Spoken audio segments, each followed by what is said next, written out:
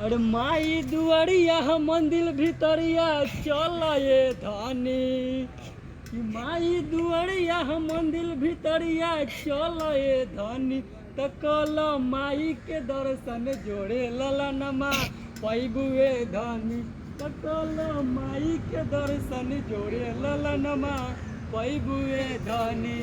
अरे आश्विन महीनमा होला बहुते ही पावन। पन डाल में सब भगता लोग आवस। अरे आश्विन महीनमा होला बहुते ही पावन। अपन डाल में सब भगता लोग आवस।